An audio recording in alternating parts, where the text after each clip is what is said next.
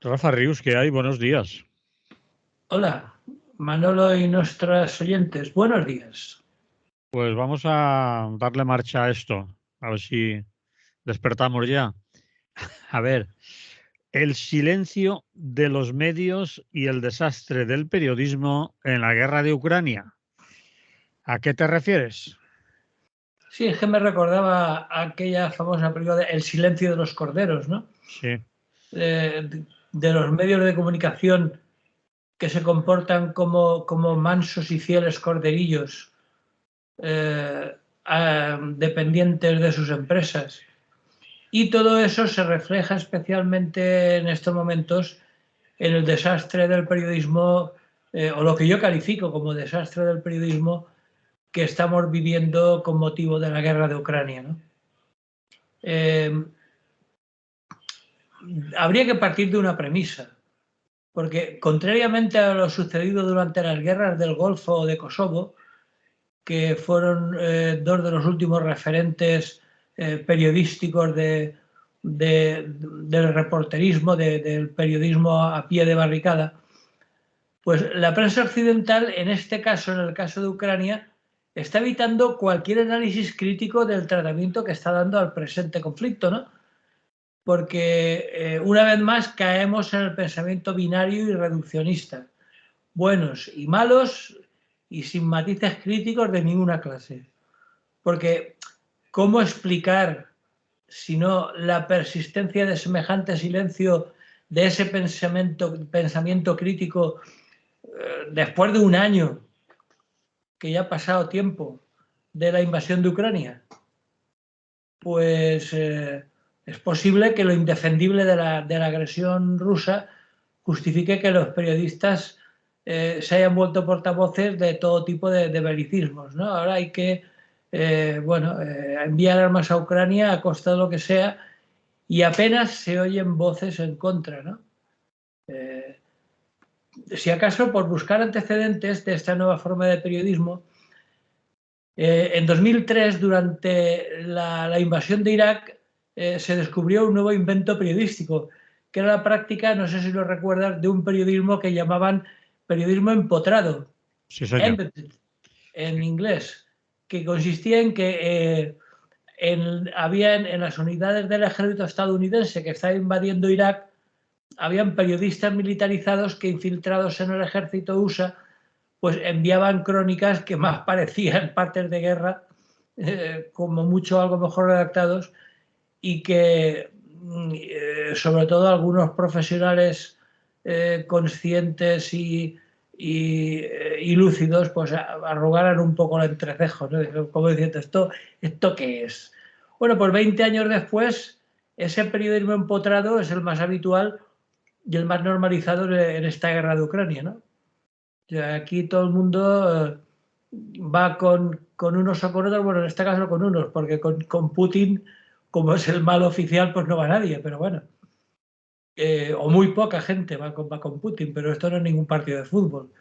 Es decir, ahora todo el mundo tiene que apoyar a Zelensky y sobre todo ya no se trata de apoyar a Zelensky, ni siquiera en muchos casos al pueblo ucraniano, que es a quien habría que apoyar, a sus líderes y a sus batallones, algunos de ellos bastante sospechosos, ¿no? Entonces, el reportaje al estilo de los grandes cronistas de guerra clásicos como el polaco Richard Kapuscinski, que hablaba desde un distanciamiento comprometido, ¿no? O sea, comprometiéndose con la situación, pero distanciándose para no verse implicado por aquello de que ni con los unos ni con los otros, sino todo lo contrario. Él decía eso, que él se limitaba a contar lo que veía. Bueno, pues eso prácticamente ha desaparecido. Ahora todo se ha vuelto una película cutre de buenos y malos y bueno, y casi lo único que queda son pues esas voces interesadas de supuestos periodistas que son voces de sus amos respectivos, claro. Había un código de buenas prácticas periodísticas cuyo definidor fue el fundador del periódico Le Monde, Veuve Méry, que predicaba que para la información en los conflictos era necesario el contacto y la distancia. Es decir, el contacto para estar sobre el terreno y vivir de cerca las situaciones, pero la distancia para no ser tendencioso. Bueno, pues eso parece que ha quedado accesorio, ¿no? Parece que se ha quedado anticuado, vamos. Como los partidos tradicionales, hay empresas que se constituyen en bipartidismo. Es decir, hay dos tendencias rivales que forman las dos ramas de la clientela más habitual, como el bipartidismo en los partidos, vamos. Hay una de derecha dura que bueno, viniendo de Estados Unidos y prolongándose hasta Europa, bueno, Estados Unidos, pues esa derecha dura, pues tenemos a la Fox, a Fox News, al Wall Street Journal, y luego ya una vez en Europa, pues algunos periódicos ingleses como The Sun o CNews, y luego otra supuestamente liberal, de la que formarían en Estados Unidos el New York Times y el Washington Post, y en televisión sería la CNN, la CNN, y en Europa, pues bueno, los que ya todos conocemos, el Guardian en Inglaterra, Le Monde en Francia, El País, etc. Entonces, bueno, pues estas dos audiencias reclaman una lectura militante de lo que está pasando, ¿no? En un sentido o en el otro, pero hay que militar en uno de ellos. Es decir, porque lo que hoy en día se considera periodismo se guarda mucho de ganarse el rechazo de sus feligreses. La gente no quiere oír más que aquello que le sirven en bandeja como un cuento de hadas. Y desde la invasión de Ucrania, pues han implicado a todo Occidente, es decir, a Estados Unidos más sus súbditos de la Unión Europea, en una guerra contra Rusia, enviando a Ucrania, pues eso, bendiciendo el envío de todo tipo de armas, sin apenas control, suprimiendo del espacio público todo debate sobre el riesgo de una escalada militar, que es algo perfectamente plausible dado el carácter, como sabemos, autoritario y belicista de Putin, ¿no? Entonces, bueno, eso nos recuerda un poco a una especie de paranoia favorecida por reacciones reflejas que vienen de muy lejos, ¿no? Seguramente están heredadas de la Guerra Fría, cuando Rusia era la Unión Soviética, ¿no? Y todo ello en el contexto de una irrenunciable hegemonía de Estados Unidos. Aquí está claro que, a pesar de los tímidos intentos de la época de Obama, donde se atrevió a hablar de multilateralidad y de que Estados Unidos no podía ser siempre el hermano mayor de Zumosol, que decía la antigua publicidad, ¿no? De que estuviera siempre vigilando el mundo. Pues bueno, la cosa no ha cambiado nada. Recordaban estos días en algunos medios que en 1992, en España, año famoso de Olimpiadas y de otras celebraciones varias, ¿no? De exposiciones universales de Sevilla y demás, pues bueno, en 1992, unas semanas después de que se produjera el fin de la Unión Soviética, el Pentágono se apresuró a hacer un documento que se llamaba el informe Wolfowitz, que ponía ya a Rusia en el punto de mira, ya en aquel entonces, y aprovechando la situación de la disolución de la Unión Soviética, ya decía que Washington debería convencer a sus rivales potenciales, es decir, no hacía falta dar nombres porque estaba claro que en aquel momento era Rusia, porque China todavía no se había acabado de destapar como rival, pues decía que no tenían ninguna necesidad de, ahora que ya no estaba la Unión Soviética, pues aspirar a desempeñar un papel más importante, regional o global, ¿no? Y que el poder de Estados Unidos debería ser absolutamente incontestable. Y sobre todo porque, claro, en aquel momento pues tenía un ejército capaz de disuadir a cualquiera de desafiar su supremacía, ¿no? Entonces, quedaba claro en ese informe, y por las voces que se oyeron todo el mundo parecía tenerlo claro, porque en cuanto había un conflicto se apresuraban a llamar a Washington a ver qué pasaba, pues Estados Unidos era el garante del orden internacional. Y ahora, pues 30 años después, pues seguimos de las mismas, ¿no? Debe estar en condiciones para actuar en cualquier momento y, bueno, en el Departamento de Estado, en los think tanks estos famosos de Washington, en los laboratorios de ideas y en las redacciones de los principales periódicos, ese tipo de cuestiones, es decir, la supremacía estadounidense en estos momentos, eso ni se discute. Entonces, bueno, ahí coinciden todos, ¿no? Este carácter imperial de Estados Unidos, tanto unos como otros, tanto los más conservadores como Fox News, como diarios supuestamente progresistas como el New York Times, pues se dedican a celebrar todas las guerras emprendidas por Estados Unidos y a bendecirlas, ¿no? Igualdad que sean ilegales, que estén al margen de la legislación internacional, que esos periódicos y sus cadenas de televisión respectivas pues las bendicen porque se interesan en Estados Unidos, se interesan al mundo. ¿Y qué consecuencias ha tenido eso? Pues una consecuencia muy clara, que con ese tipo de propaganda al estilo Göring, pues los rusos se han ido alejando de Occidente, cosa que no se preveía cuando se disolvió la Unión Soviética, porque entonces, bueno, hubo una especie de revival, ¿no? de redescubrimiento de los oropeles del occidente consumista, ¿no?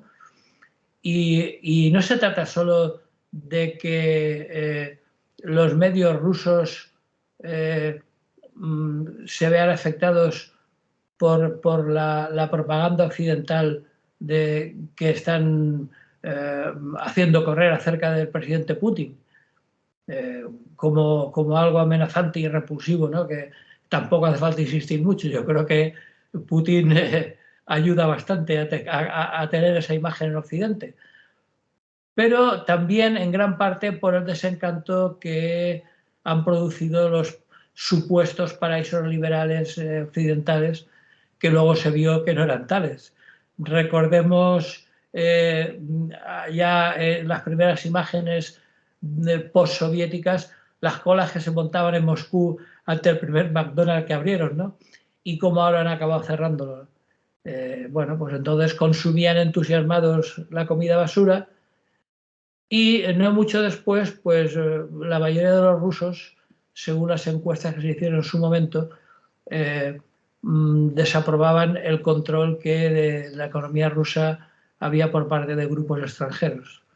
Entonces, bueno, pues si a todo eso le añadimos la movida que se produjo de lo que podríamos calificar de mafia privatizadora de los oligarcas, sobre todo los mejor situados en el establishment soviético, que se quedaron con la mayor parte de la riqueza del país. Si añadimos a ello la guerra de Kosovo, la guerra de Irak, y por último, y en eso ya hemos comentado a veces que no le falta razón a Putin desde su punto de vista, evidentemente, que es la continua ampliación de la OTAN, rodeando a Rusia, pues todo eso ha acabado por persuadir a amplias capas de la población rusa de que, bueno, Estados Unidos pretende reducirla a un papel subalterno. De hecho, eso explicaría el apoyo que tiene a alguien tan poco empático como Putin, que al fin y al cabo, a su manera sui generis y cuestionable, pero está ahí después de unas elecciones, ¿no? La gente lo ha apoyado hasta el punto de que grupos importantes como el Partido Comunista exsoviético, pues prácticamente han desaparecido y el apoyo de Putin es bastante mayoritario, ¿no? Entonces, bueno, pues todo ello hace que, tal como está la situación en estos momentos, y a pesar de un paréntesis que hubo en la época de Trump, si recordamos, donde la victoria de Trump sobre Hillary Clinton invirtió la situación y Putin y Trump pasaron a ser casi amiguitos del alma, si lo recordamos, qué tiempos aquellos. Pues bueno, eso se ha acabado y hoy en día la distancia es cada vez más irrecuperable y los medios de comunicación están contribuyendo en buena parte a que esa imposibilidad de recuperar un statu quo mínimamente habitable y alejado de todo tipo de violencias, pues los medios han contribuido en buena parte a que eso sea así, ¿no? Lo último que he podido leer por ahí ha sido una investigación que se publicó en la Columbia Journalist Review, que es un estudio que es un auténtico museo de los horrores y de los errores presentes en los que llamamos medios de comunicación. Y van, no son cuestiones ideológicas, sino cuestiones muy concretas, ¿no? Van desde la supresión de informaciones que no concuerden con las tesis de los propietarios de los medios, que eso lo conocemos bastante bien aquí en España, carreras entre ellos por hacerse con la primicia, independientemente del rigor informativo que tenga, aquello que estamos tan hartos de oír de nos ha llegado en exclusivo una noticia de última hora, y lo de contrastarla y comprobar su veracidad, bueno, eso ya vendrá. De momento hay que llegar antes y ya está, ¿no? Y bueno, y todo tipo de historias, ¿no? Travestismo de informaciones verdaderas, pero que resultaban incómodas y que se disfrazan. Presentación capciosa de estadísticas, que todos sabemos cómo se las gastan las estadísticas y lo fáciles que son de leer en un sentido o en otro. Abuso de fuentes anónimas que se describen vagamente, ¿no? Por ejemplo, estamos muy acostumbrados a oír aquello de según un responsable de la administración o responsables de los servicios de inteligencia, pero ni dan nombres, ni especifican, ni nada por el estilo. Todo ello con abundante presencia de noticias no contrastadas, etcétera, etcétera, etcétera, ¿no? Entonces, bueno, curiosamente, este estudio de la Columbia Journalist Review relativo a la supuesta honradez de la prensa en la actualidad, pues evidentemente no nos puede extrañar que haya sido acogido con un silencio sepulcral, que se dice, ¿no? Porque y la culpa la tienen en muchos casos los lectores, nosotros, y porque en muchos casos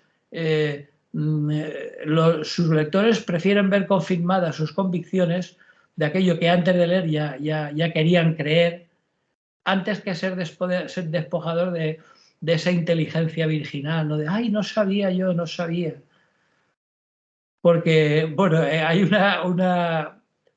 una frase muy curiosa del autor de este informe que decía, dice, si es que si eres una empresa privada que vende artículos defectuosos, el consumidor puede reclamar un reembolso, un cambio, la aplicación de una garantía o al menos presentar una queja en un organismo público.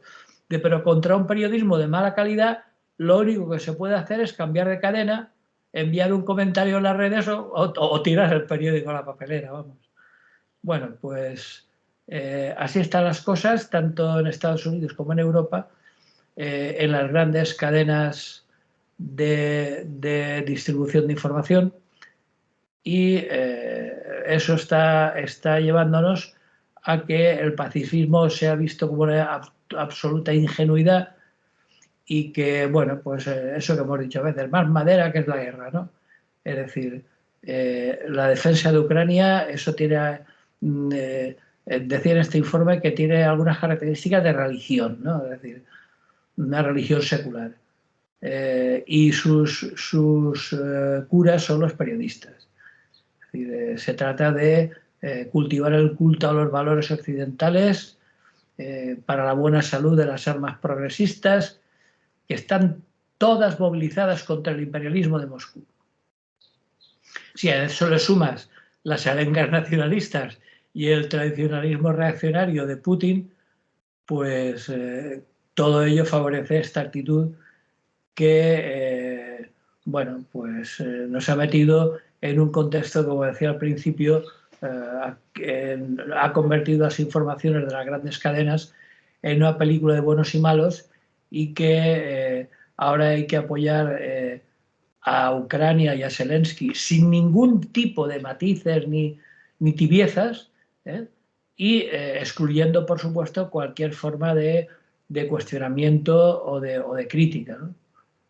Hay que estar por la movilización generalizada en favor de Ucrania, y si alguien intenta estar en contra, pues nada, se produce un escándalo, ¿no? Incluso hay actores que algunas personas han dicho algo que hemos oído también. Por ejemplo, el hecho de que hay guerras en todo el mundo, sobre todo en África, que suscitan menor indignación. Es decir, eh, está claro que siempre tienes que estar defendiendo lo mismo, ¿no? Que eso que estoy haciendo de criticar algunas cuestiones de lo que está pasando en la parte ucraniana no quiere decir que esté con Putin, y lo tienes que volver en plan cansino a repetir 50 veces, a explicar lo que piensas de Putin, que por otra parte ayuda bastante porque es bastante obvio, y que ni con unos ni con otros, pero esa tibieza no, los medios de comunicación no la tienen clara. Ahora hay que estar con Ucrania y enviar lo que haga falta, porque hay solo una política exterior posible en estos momentos, que es la de la señora Ursula von der Leyen y el Departamento de Estado norteamericano. Y bueno, y aquí no hay nada más que hablar. De hecho, incluso la ministra de Asuntos Exteriores no hace mucho decía una frase muy reveladora. Decía, estamos librando una guerra contra Rusia. Hombre, eso me recuerda casi a tiempos franquistas, ¿no? De la malvada Rusia, ¿no? Y todo eso. Y entonces, claro, si encima esta ausencia de una visión plural, las potenciales discrepantes de izquierda se callan o no asoman la cabeza, pues resulta que cuando alguien dice la más mínima crítica, es que está apoyando la agresión rusa, ¿no? Pero bueno, así están las cosas y así está el periodismo actualmente. Yo no sé cómo lo ves tú, pero yo creo que es interesante planteárselo, porque han metido al antiguo cuarto poder, aquel del que se hablaba, en un callejón sin salida donde el mercado una vez más es el que controla la situación. Yo No sé diría, cómo lo ves, pero yo creo que es así, lamentablemente. yo diría que de acuerdo, salvo honrosas excepciones, que siempre se pueden encontrar, pero que no suelen ser las mayoritarias, ¿no? Sí, por supuesto, en toda regla hay que considerar que existen excepciones, pero en general, en este momento la dinámica es esa. Cualquier crítica de lo que está pasando en Ucrania, en la parte ucraniana, se considera un apoyo a Putin. Dices, bueno, pues vale, está claro.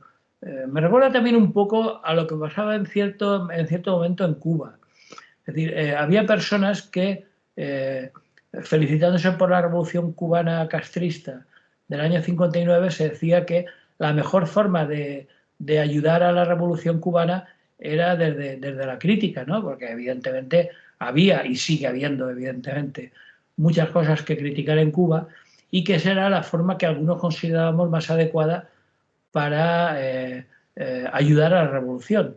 Bueno, pues si decías lo más mínimo en contra del oficialismo cubano, eras un gusano imperialista que estabas a favor del bloqueo, en fin, animaladas que todos nos hemos tenido que oír cuando hemos manifestado la menor crítica, ¿no? Entonces, en Ucrania está pasando un poco lo mismo, ¿no? Están beatificando al señor Volodymyr Zelensky, se está convirtiendo en el influencer más famoso del planeta, incluso desde el punto de vista masivo, ¿no? Ferias del libro, festivales de cine, partidos de fútbol incluso, donde hacen saque de honor.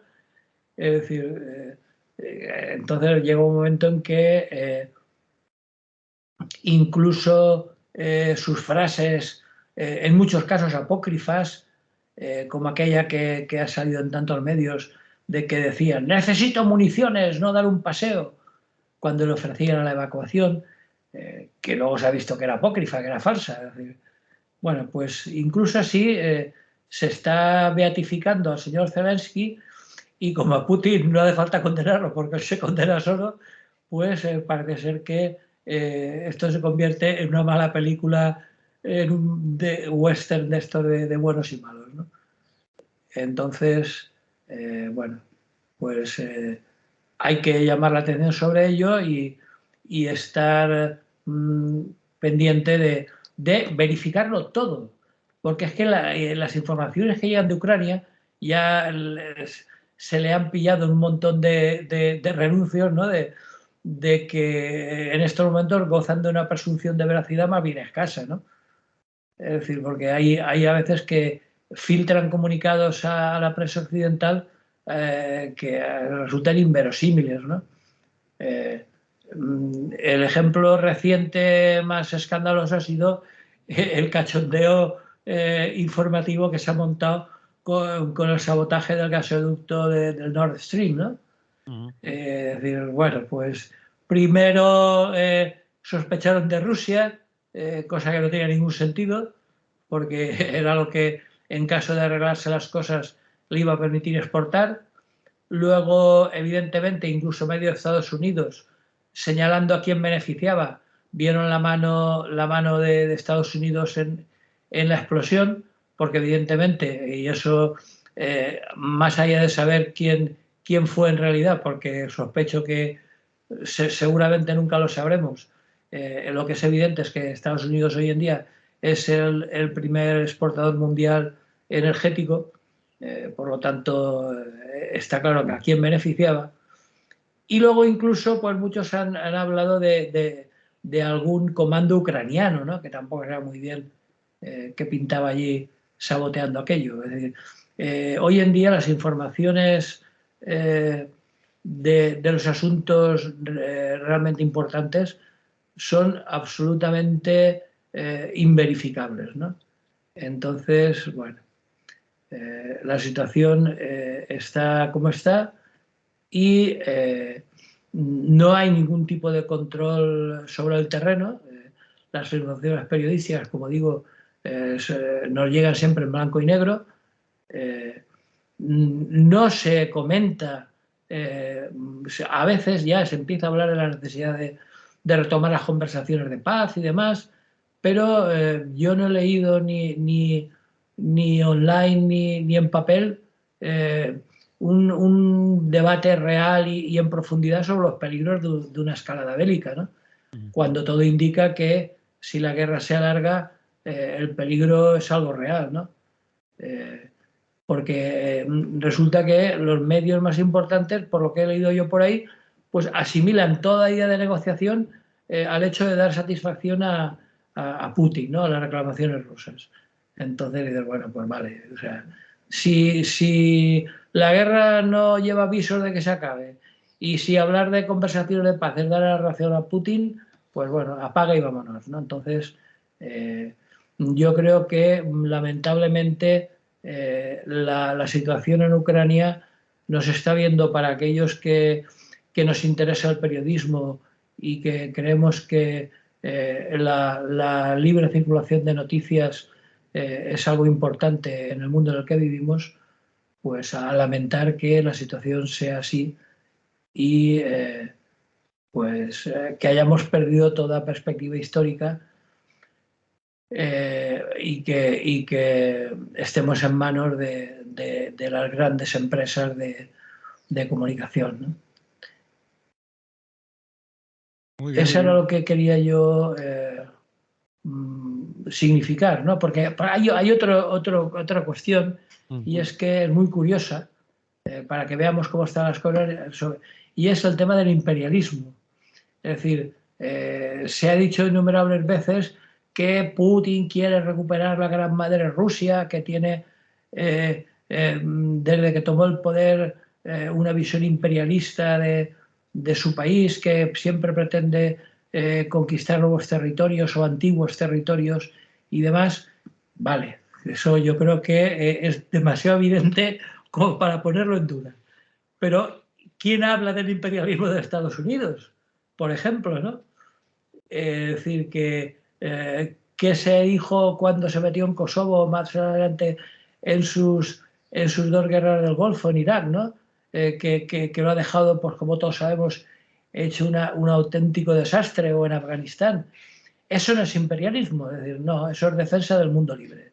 En fin, esa diferencia de trato de unas y de otras informaciones es lo que nos sume en la perplejidad, ¿no? Es decir, los embargos y boicots contra Cuba o contra Irán, pues eso pues, está bien, porque se trata de defender el mundo libre y Occidente. Ahora, si eso lo hace otro país, en este caso Rusia, está mal. Pues no, perdone. Está mal en los dos casos, pero de uno se habla, incluso en exceso, como es el caso del imperialismo ruso, pero ni se comenta lo que supondría el imperialismo norteamericano, que es igual de nocivo, igual de terrible, ¿no? Entonces, bueno, pues así están las cosas y dudo, lamentablemente, que visto en perspectiva pueda cambiar la situación del periodismo a corto plazo. Por eso hablaba en el titular del silencio de los corderos, que me recordaba, cuando hablaba del silencio de los corderos, me recordaba una escena de Buñuel que cito mucho, ¿no? Siempre se me viene a la cabeza, que es la escena final de El ángel, ¿cómo era? ¿El ángel qué? Se me ha ido de la cabeza, ¿será posible la vejez? Bueno, es igual. No es el título, no era El ángel exterminador o algo El parecido. ángel exterminador, sí, perdón. Se me había ido de la cabeza, gracias, Manolo. Dar. Bueno, pues en la última escena, que es una escena genial, aparece una cámara fija, sin moverse, estaría en un trípode, imagino, y entra, procediendo de detrás de la cámara, hay una iglesia al fondo, y sí, procediendo detrás de la cámara se va a aparecer un rebaño de corderos que, sin perro ni pastor, ellos solitos, muy tranquilamente y muy sumisamente, van entrando a la iglesia, ¿no? Y se meten todos en la iglesia. Bueno, pues yo a veces me siento un poco así, ¿no? Visto cómo nos tratan los medios de comunicación, los grandes medios de comunicación, que como tantas veces hemos repetido, en realidad son empresas sujetas al mercado, pues a veces me siento como la última escena del ángel exterminador, como un borreguito que sumiso va entrando al redil. En este caso una iglesia, pero al redil de considerar, pues eso, que no es posible la crítica, que el periodismo clásico de verificar y contrastar las noticias, eso ha pasado a la historia, que lo que se trata es de llegar antes que nadie, y aunque sea a costa de decir más mentiras que nadie. En fin, así está la situación. Muy bien, pues así lo has contado y ahí lo dejamos, si te parece. Pues sí. Pues cambiamos de tema. A ver. Radicalmente, además. Sí. Odiosas comparaciones. Kitchen, mediador. ¿Por qué son odiosas las comparaciones? Bueno, tampoco es tan distante el tema, porque este también ha sido un tema que ha suscitado un tratamiento periodístico bastante lamentable, ¿no? Hombre, pues porque es lo que va de un caso de corrupción cutre, inadmisible en un partido socialista, que en su día presumía con aquel lema de su centenario de 100 años de honradez, y que visto lo visto ha demostrado no saber vigilar a sus militantes, porque estos hechos se producen con demasiada frecuencia, ¿no? Lo que ha pasado en el caso mediador no es el primero, ni mucho me temo que será el último que pasa en el Partido Socialista, ¿no? Pero el otro caso, el Kitchen, no tiene nada que ver. O sea, no es un caso de corrupción en el que unos militantes de un partido se aprovechan de su situación de poder para sacar tajada. Lo del caso Kitchen va mucho más lejos y es muy distinto y muy distante, ¿no?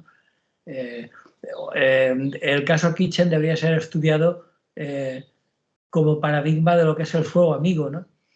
Es decir, el fuego los disparos que se producen en el interior de los partidos, en este caso el PP, con toda su cúpula pringada en connivencia, claro, con los más altos mandos del Ministerio del Interior. Y, como recordamos, se trataba de espiar, destruir pruebas, mentir, en fin. ¿A quién le interesa que todo se confunda y acabe en el mismo saco? Que tanto la corrupción de unas personas de un partido como las broncas internas de otro, también por supuesto con el telón de fondo de la corrupción del partido, que por eso no querían que saliera a relucir los famosos papeles de Bárcenas. Bueno, pues vamos a verlos un poco cada uno de ellos y así veremos por qué decía yo que no se podían comparar. O porque, repitiendo el tópico, las comparaciones son odiosas, ¿no? Si recordamos, el caso Mediador es una trama de corrupción. Yo la calificaba de cutre, yo no, hay mucha otra gente, ¿no? Que fue descubierta a mediados de febrero de este año y que produjo una serie de detenciones en varias provincias, sobre todo en Canarias, y que consistía pues, en algo que conocemos bien, ¿no? Que era ofrecer a empresarios ventajas en la contratación pública, es decir, dar contratos públicos a cambio de sobornos y también extorsionarlos para obtener favores en inspecciones, ayudas europeas, en fin, todo lugar donde oliera dinero, ¿no? Luego ya viene la parte cutre del asunto, que es que en esta investigación pues, se descubrieron fiestas relacionadas con esta trama mediador, en la que incluían pues, lo que siempre sabemos que va siempre aparejado a este tipo de mamoneos, ¿no? Prostitución, alcohol, drogas, etc. El grupo que lideraba la trama continuamos con el cutrerío, estaba compuesto por 4 personas: Juan Bernardo Fuentes, un ex diputado socialista, que era el famoso Tito Berni, su sobrino Taixet Fuentes, un general retirado de la Guardia Civil, aquí no se libra nadie, Francisco Javier Espinosa, y el mediador. El mediador era Marco Antonio Navarro, Tacoronte. Bueno, pues los empresarios que deseaban acceder a los privilegios tampoco era mucho, o sea, los que querían entrar en el mamoneo tenían que pagar un peaje económico, 5.000 eurillos de nada, tampoco era como para echarse las manos a la cabeza. Esto iba encubierto en una asociación deportiva, Vega Tetir, que era la que estaba presidida por este diputado socialista y que era la encargada de recibir los pagos y blanquear el dinero. La jueza ha investigado, la jueza que estaba a cargo de esta instrucción, y ha llegado a investigar contratos por valor de 2,3 millones de euros provenientes de la Unión Europea, y en la que los implicados cobraban comisiones a cambio de dar subvenciones a empresarios, en este caso pues, sobre todo empresarios ganaderos y demás, ¿no? Entonces, bueno, pues lo de siempre, el Juan Bernardo Fuentes, eso sí, por lo menos ha sido honrado y ha renunciado a su escaño. Y como de costumbre, como hemos podido escuchar estos días al señor Camps, pues da la vuelta a la tortilla y se consideran víctimas y no parte de la trama, ¿no? Bueno, en fin, eso, aparte de que hay muchas otras personas implicadas, de otros diputados socialistas que han asistido a cenas organizadas por esta trama y tal, bueno. Pero es algo que lamentablemente es tan frecuente que ya casi que ni nos sorprende, ¿no? En cambio, el caso Kitchen, que no sé por qué tienen la manía de poner nombres en inglés, hubiera quedado mucho más bonito haberle llamado el caso Cocina, que hubiera podido pasar por un programa de estos tan habituales en la televisión actualmente de cocina. Bueno, Demasiado esto actuales. es una investigación que ha llevado a cabo la Fiscalía Anticorrupción. Mm. Es decir, que no es... Y todo salió a raíz de la investigación a un viejo amigo nuestro, el excomisario José Villarejo, que es una mina inagotable de mamoreos de todo tipo, ¿no?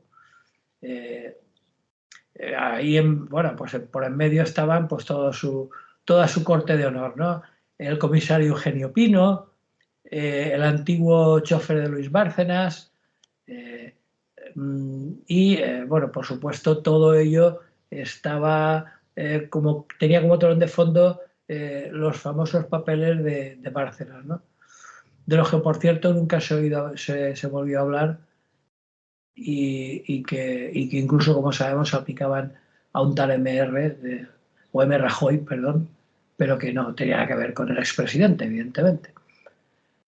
E incluso llegó a salpicar la cúpula del Ministerio del Interior, encabezada en aquel entonces por Jorge Fernández Díaz, del cual Villarejo era uno de sus hombres de confianza, y se trataba de sustraer los documentos a Luis Bárcenas que pudieran perjudicar, ¿no?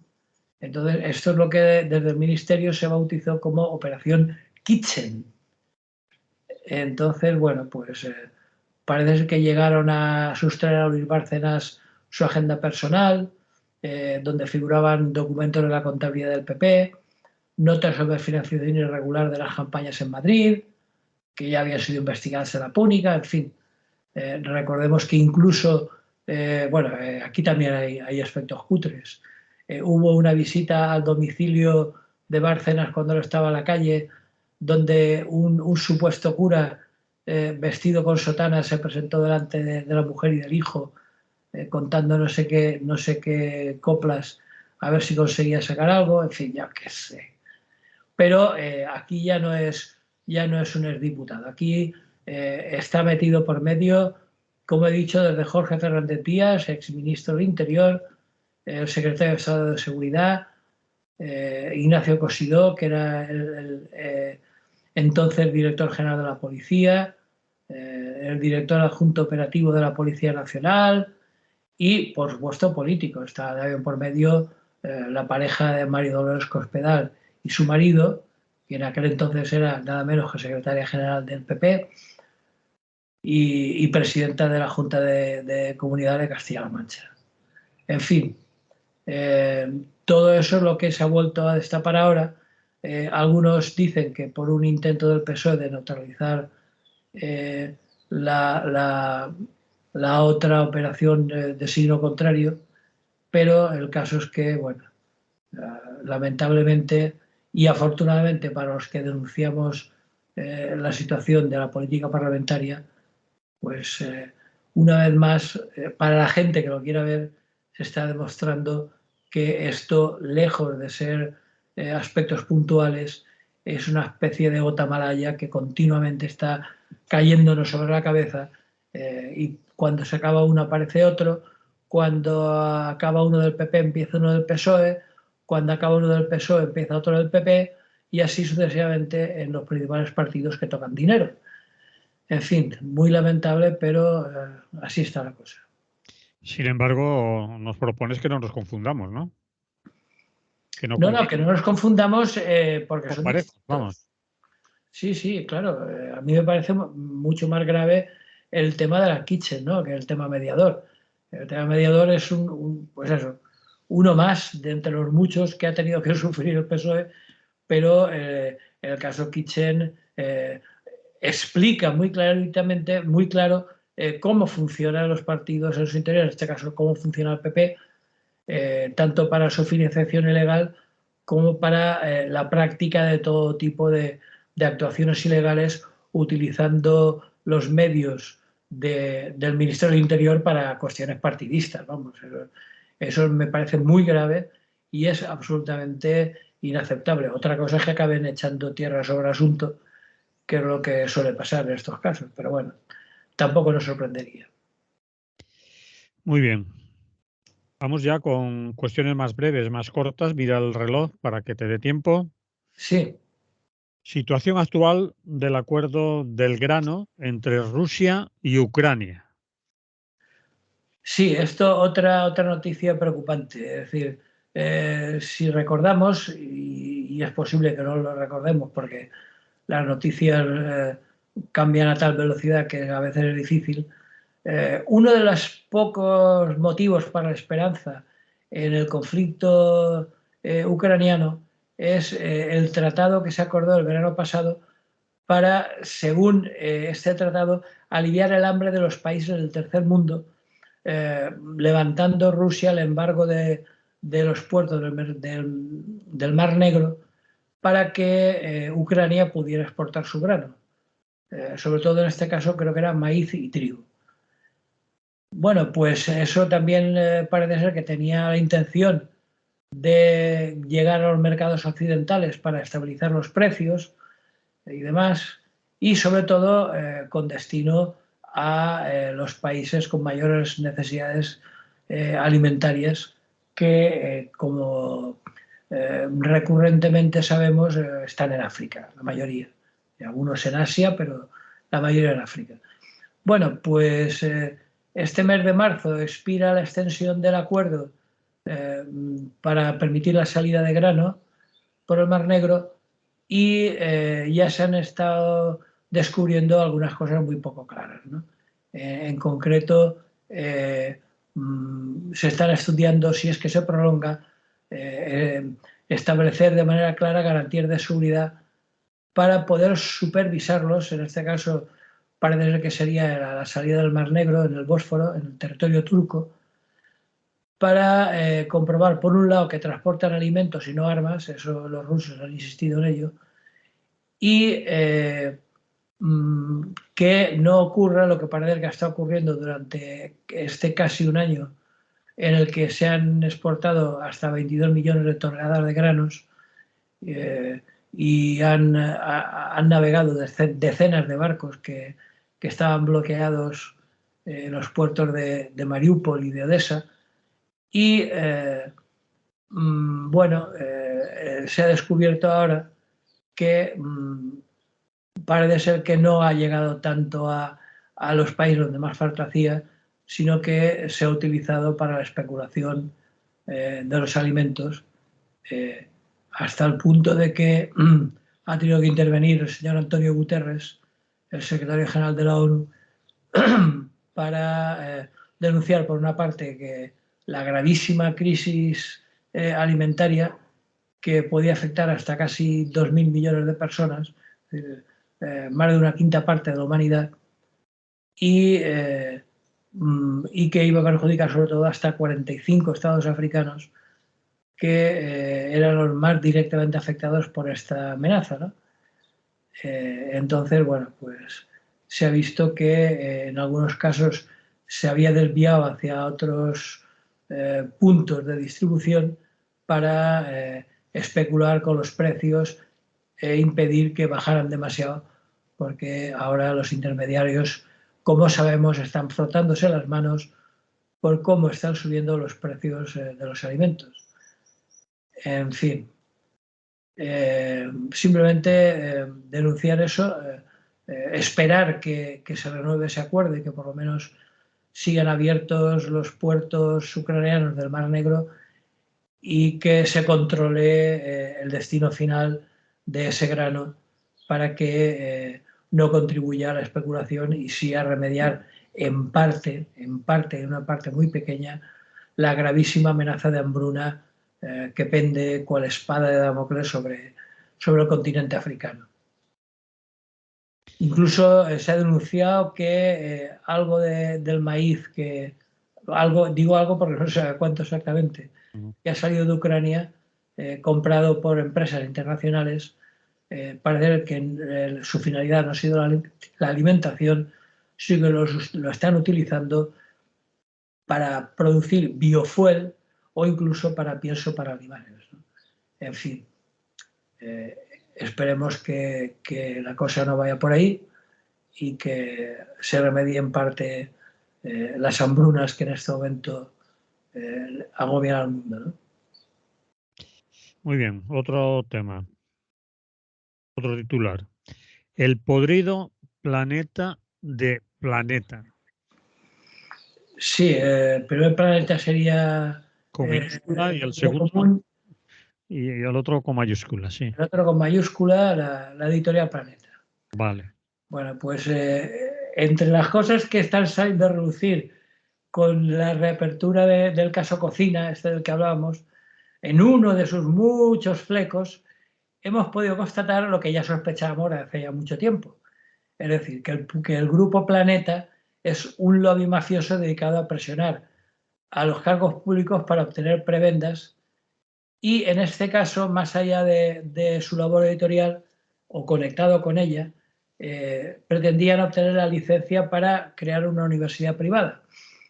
Ha aparecido entre los vídeos del comisario Villarejo, había una conversación con un periodista del Confidencial días antes de que comenzaran los continuos contactos entre Villarejo y dirigentes del Grupo Planeta para presionar a Cifuentes y conseguir una licencia para una universidad privada. De hecho, parece ser que tenían ya imágenes de la señora Cifuentes mangando cremas para la cara en Eroski, pero que se las estaban guardando para hacerles chantaje. Es decir, práctica, por otra parte, totalmente habitual y a la que estamos acostumbrados. Tampoco nos sorprende. Entonces, es muy curioso que dentro de esto, aparte de que hay otras personas implicadas, concretamente se reunieron con el director de La Razón, nuestro buen amigo Francisco Maruenda, y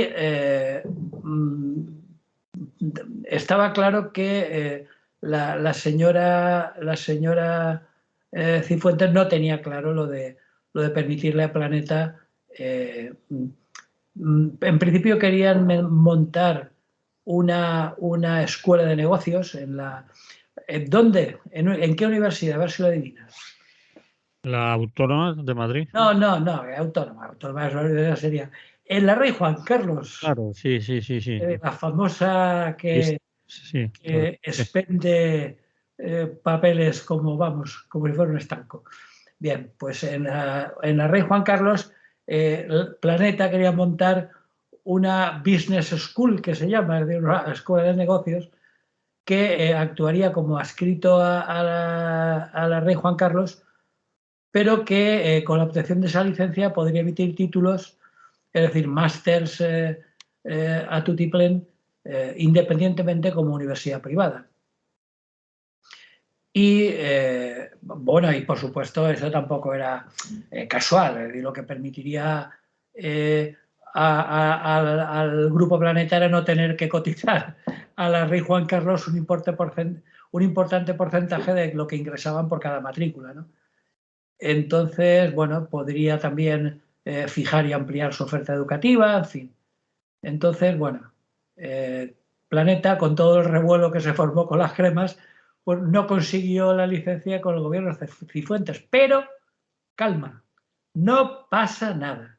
Planeta se esperó un poco y con quien sí consiguió la licencia es también con el primer gobierno de nuestra no menos buena amiga, la señora Díaz Ayuso. Es decir, que Planeta ya tiene su business school y, por lo tanto, ampliará su campo de negocio. Vaya. Pues muy bien, dicho queda. Nos quedan pocos minutos, Rafa, y te queda la frase del día por desentrañar. La A ver, frase del día tiene que ver con el 8 de marzo, el 8 de marzo, Día de la Mujer Trabajadora. vamos allá. La frase es de dos periodistas de un artículo que publican en el Le Monde Diplomatique. Los periodistas se llaman Elsa Johnston y Vincent Cisser. Y la frase dice: se privilegia la política de cifras de aparente intransigencia, descuidando la protección efectiva de las víctimas. Más que una frase es un... Léelo otra vez, que parece un párrafo Sí, entero. sí. Dicen que se privilegia la política de cifras, es decir, denunciando las muertes continuas por violencia contra la mujer, y se manifiesta aparente intransigencia, pero por otra parte se descuida la protección efectiva de las víctimas, como vemos con las continuas apariciones de nuevas víctimas. Es una de las frases más lúcidas y críticas sobre las autoridades y el 8 de marzo que he podido leer estos días. Es decir, resumiendo, mucha estadística y poca protección real y efectiva. En fin, eso es lo que tenía que contar hoy. Muy bien, Rafa, pues lo vamos a dejar aquí porque te ha llegado compañía importante, Sí. la cual no puedes. No está claro. Bueno, pues como siempre ha sido un placer y nos escuchamos la próxima semana si las fallas nos lo permiten. Bien, Rafa, pues hasta entonces, que vaya bien, que haya salud. Vale, Manolo, hasta luego. Hasta luego.